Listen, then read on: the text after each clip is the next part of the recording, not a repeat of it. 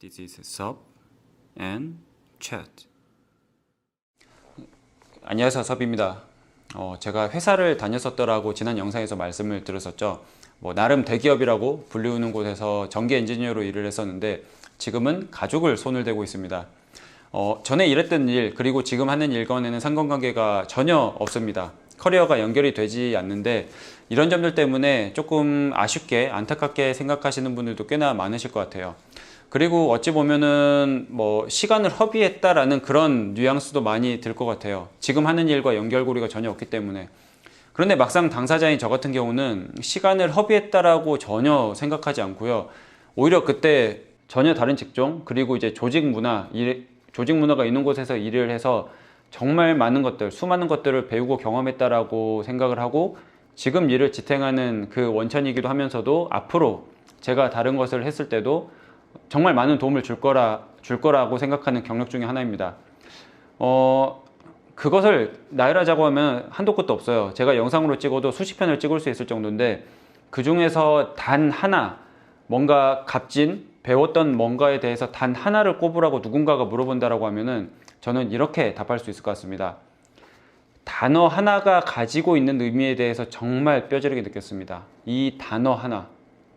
네, 정말이에요. 제가 전기 엔지니어로 일을 해가지고 했을 때 담당했던 프로젝트가 베트남 프로젝트였어요. 그리고 제가 다녔던 회사 같은 경우는 발전소를 짓는 회사인데 4년짜리 프로젝트, 그리고 베트남 그 프로젝트 같은 경우는 전체 총 공사비가 1조 6천억짜리 공사였습니다.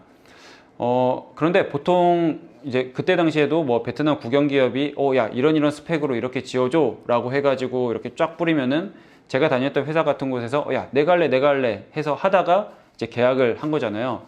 근데 계약을 하고 나서 어떤 일들이 발생하는 게 꽤나 잦냐면 이 계약서 문항 때문에 이제 골머리를 앓기 시작합니다.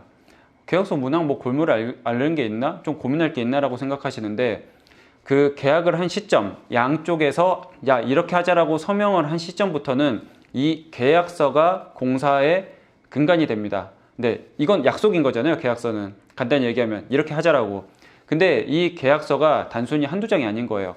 정말 이제 문서가 많습니다. 이제 정말 이제 과장하면은 제가 수십 건이 될 정도예요.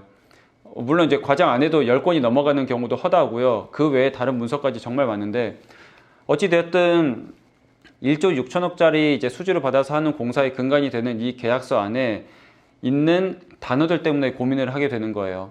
물론 계약하기 전에도 이 단어는 조금 애매하다, 이거는 이렇게 하자라는 식으로 해가지고 clarification, deviation, 즉 협의라는 거죠. 그렇게 해서 이제 정리를 하는데 계약하고 난 이후에도 그런 것들이 발생하는 경우들이 있는 거예요. 이거는 담당자가 놓쳤을 수도 있고요. 아니면 그 계약서에 있는 내용 자체가 좀 애매모호해서 그때는 그냥 넘겼는데 나중에 발주처에서 야, 너 왜 이렇게 안 해? 라고 했을 때 오? 라고 하는 그런 경우도 있는 거죠. 예를 들어서 저 같은 경우는 전자 계측 장비 그런 것들을 설계를 하고 엔지니어링을 하고 그렇게 했었는데 예를 들어서 이만한 부위만 뭔가 조금 더 스페셜한 사양이 필요하다라고 해가지고 명확히 써놨으면은 그러면 여기만 들어가면 되잖아요. 그걸 계약하기 전에 제가 알고 비용으로 다 잡아놨으면은 나중에는 진행을 해도 전혀 문제가 없는데 내가 알기로는 처음에는 이만큼만 해가지고 스페셜한 사양을 넣기로 했었는데 어느 계약서 한 문구 안에 정말 다양한 것도 아니에요. 한 문구 안에 이런 게 있는 거예요. all 머시갱이 여기서 all이라고 하는 단어가 정말 중요합니다. 이 all이라고 하는 단어는 정말 애매모호한 표현이에요. 이만큼을 할지 정말 이제 애매한 거잖아요. 그래서 이런 식으로 했을 때 코스트 임팩트가 발생을 합니다. 즉 비용적인 그런 충격이 오기 때문에 내가 처음에 견적했던 것 대비 비용이 올라갈 수도 있으니까 이거는 저한테 있어서는 리스크인 거예요. 흔히 말해서 회사 입장인 거죠. 그러면 그거 가지고 엎치락 뒤치락 하는데 이 비용이 단순히 1,000만 원, 2천만 원이 아닙니다. 진짜 수십억, 어찌 보면 수백억이 되는 그런 경우들도 정말 많아요. 정말 작은 돈이 아니라고 하는 거죠. 이 적용하는 범주가 너무 넓어지니까. 이것을 실제로 겪었었고요. 그것 때문에 발주처랑 이래저래 이제 소통을 하고 해서 이제 잘 이렇게 넘겨내긴 했지만 앞으로도 여전히 그런 일들은 많이 발생하고 거기에 대해서 공감하시는 현업에 종사하시는 분들도 꽤나 많을 겁니다. 그런데 이 단어, 이런 단어 하나하나가 주는, 특히 기록이 돼 있는 단어 하나하나 주는 중요성에 대해서는 이런 공사 현장이나 일하는 데나 뭐 그런 데뿐만이 아니라 저희가 일상생활에서도 정말 쉽게 접할 수가 있어요. 대표적인 게 뭐냐면 흔히 말하는 부동산 계약서죠. 네, 부동산 계약서에 뭐 날짜라든지 아니면 어떤 단어 하나 때문에 법적인 판결이 갈리기도 합니다. 정말 중요한 문제예요. 정말 중요한 문제. 그런데 저는 사회 초년생 때는 그걸 전혀 몰랐었고요.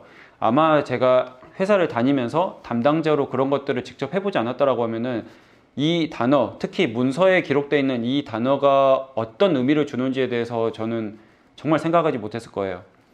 그렇기 때문에 제가 그 회사를 다니면서 정말 뼈저리게 느꼈던 것은 기록이 되는 이 단어 하나가 주는 의미가 정말 중요하기 때문에 여기에 대해서는 잘 체크하고 검토하고 잘 알아보자 라고 약간 습관이 들었던 것 같고요. 제가 뱉는 말 하나하나에 대해서도 조금 조심하게 되는 것 같습니다.